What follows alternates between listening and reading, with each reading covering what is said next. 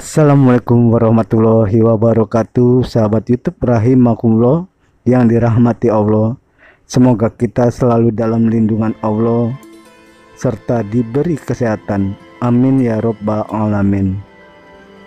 Sahabat YouTube rahimakumullah, terdapat beberapa kumpulan cerita Islami yang bisa menjadi referensi bagi orang tua, terutama ibu-ibu yang ingin mendongengkan pada si kecil. Salah satunya yaitu satu, kemuliaan Hasan bin Ali. Hasan bin Ali bin Abi Thalib adalah cucu Rasulullah Shallallahu Alaihi Wasallam yang sangat dicintai kaum muslim. Dia layaknya permata pada masa hidupnya karena memiliki budi pekerti yang mulia dan terpuji. Pada suatu hari, Hasan sedang duduk di depan pintu rumahnya. Tiba-tiba datanglah seorang pemuda Arab Badui. Kemudian pemuda yang tidak dikenal itu mencaci maki Hasan bin Ali dan juga ibu bapaknya. Anehnya, Hasan bin Ali hanya mendengar tanpa sedikit pun membalas kata-kata hinaan pemuda tersebut. Setelah pemuda Badui tersebut puas mencaci maki, Hasan berkata kepada pemuda tersebut, "Wahai Badui, adakah engkau lapar atau dahaga? Adakah sesuatu yang memusingkan hatimu?" tanyanya Rahma. Tanpa memperdulikan kata-kata Hasan barusan, pemuda Badui itu malah tambah keras mencaci Hasan bin Ali. Kemudian Hasan menyuruh pembantu rumahnya membawakan sejumlah uang perak. Lalu dia memberikannya kepada pemuda-pemuda Badui tersebut. "Wahai Badui, maafkanlah aku. Inilah yang aku miliki," ucap Hasan lembut dan simpati. Akhirnya, sikap simpati dan pelayanan lembut Hasan bin Ali berhasil meluluhkan hati pemuda Badui tersebut. Dia menangis terisak-isak, lantas bersujud di kaki Hasan. "Wahai cucu Rasulullah, maafkanlah aku karena berlaku kasar kepadamu. Sebenarnya aku sengaja melakukan hal ini untuk menguji kebaikan budi pekertimu sebagai cucu Rasul yang aku kasihi. Sekarang yakinlah aku bahwa engkau mempunyai budi pekerti yang mulia," kata pemuda Badui tersebut sambil terus menangis. Itulah kisah mengenai cucu Rasulullah Shallallahu Alaihi Wasallam. Sahabat YouTube, kisah Islami selanjutnya, 2. Ketabahan iman Junairah. Satu di antara hamba saya Muslim, Asadah Junairah, budak Abu Jahal. Karena keimanannya dalam Islam itulah dia ditanya Abu Jahal, "Benarkah kamu telah menganut agama Islam?" "Benar. Aku percaya pada seruan Muhammad SAW. Karena itulah aku mengikutinya," jawab Junairah. Untuk menggoyahkan keyakinan budaknya itu, Abu Jahal bertanya kepada kawan-kawannya, "Hai kawan-kawanku, apakah kalian juga mengikuti seruan Muhammad?" "Tidak," jawab mereka serempak. "Nah, kalau memang apa yang dibawa oleh Muhammad itu baik, tentu mereka akan lebih dahulu mengikutinya daripada kamu yang hanya menjadi seorang budak," kata Abu Jahal melecehkan hambanya. Kemudian Junairah dianiaya secara keji hingga matanya luka parah dan akhirnya menjadi buta. "Matamu buta akibat kamu masuk Islam. Coba kalau kamu mau meninggalkan agama Muhammad, matamu akan sembuh kembali," bujuk Abu Jahal. Betapa sakit hati Junairah mendengar penghinaan majikan itu. "Kalian semua adalah pembohong, tidak bermoral. Latta dan Uzza yang kalian sembah itu tidak bisa berbuat apa-apa, apalagi mereka memberi manfaat dan mudarat kepada kalian," katanya.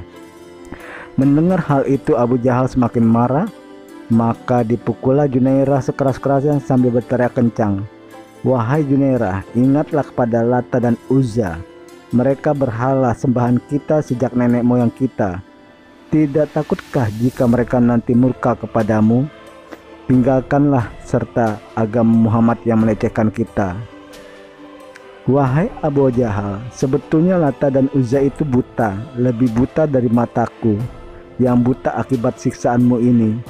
Meskipun mataku buta, Allah Subhanahu wa Ta'ala tidak akan sulit mengembalikannya menjadi terang. Tidak seperti Tuhanmu, Lata dan Uzza itu, jawab Junairah tegas. Berkat kekuasaan Allah Subhanahu wa Ta'ala, pada keesokan paginya, mata Junairah yang buta akibat siksaan Abu Jahal sembuh seperti kembali sedia kala. Abu Jahal yang melihatnya sangat heran, namun Abu Jahal tetap dalam kekafirannya. Dia malah mengabaikan bukti kebenaran Junairah yang disiksa oleh majikannya. Maka Abu Bakar pun segera menebus Junairah dari Abu Jahal dan membebaskannya sebagai manusia yang merdeka. Sahabat YouTube rahimakumullah, kisah Islami selanjutnya adalah 3. Keyakinan dan prasangka baik. Pada dahulu kala ada seorang murid yang mendambakan seorang guru yang mengajarinya untuk semakin dekat kepada Allah Subhanahu wa Ta'ala. Meskipun sudah berusaha keras, dia juga belum berhasil menemukan guru yang diidamkannya. Suatu hari ada seorang yang berkata kepadanya bahwa dia tidak akan menemukan seorang guru yang bisa mengajarinya semakin dekat dengan Allah Subhanahu wa Ta'ala kecuali Fulan bin Fulan yang tinggal di suatu kota. Dia pun kemudian berangkat ke kota itu. Setelah sampai di sana, dia menanyakan tempat tinggal Fulan bin Fulan. Penduduk sekitar kota tersebut menunjukkan kepadanya seorang lelaki yang berperangai buruk dan suka bermaksiat. Dia mendatangi rumah orang tersebut dan mengetuk pintunya. "Siapa?" tanya pemilik rumah. "Abdullah," jawabnya. Kebetulan Fulan bin Fulan sedang menunggu orang yang namanya sama dengan si murid. Mereka berjanji untuk berpesta dan minum minuman keras. Dia lalu membukakan pintu karena mengira tamu itu adalah temannya. Si murid masuk ke rumah. Ketika menatap wajah pemilik rumah, dia lalu duduk bersimpuh dan menangis. Pertemuan dengan calon gurunya itu begitu mengharukan sehingga dia tidak melihat minuman keras yang ada di situ. "Apa yang terjadi denganmu?" tanya pemilik rumah keheranan. "Aku ingin agar engkau mengajariku untuk semakin dekat dengan Allah Subhanahu wa Ta'ala. Aku telah berusaha mencari guru tetapi tidak menemukan selain Tuhan," kata si murid.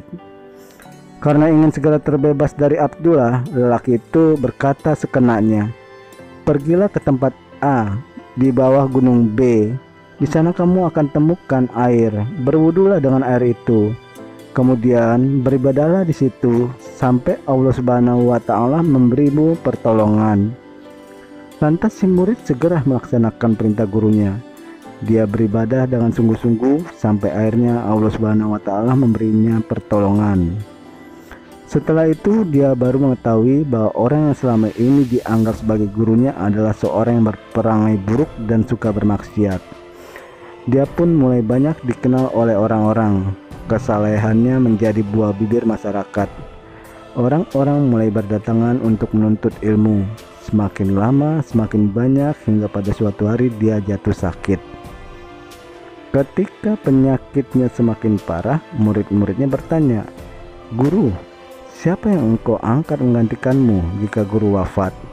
"Fulan bin Fulan yang suka bermaksiat, oleh karena itu berdoalah agar sebelum aku wafat Allah Subhanahu wa Ta'ala mengubah keadaannya dengan memberinya petunjuk, karena sungguhnya aku tidak akan menjadi guru kalau bukan karena dia."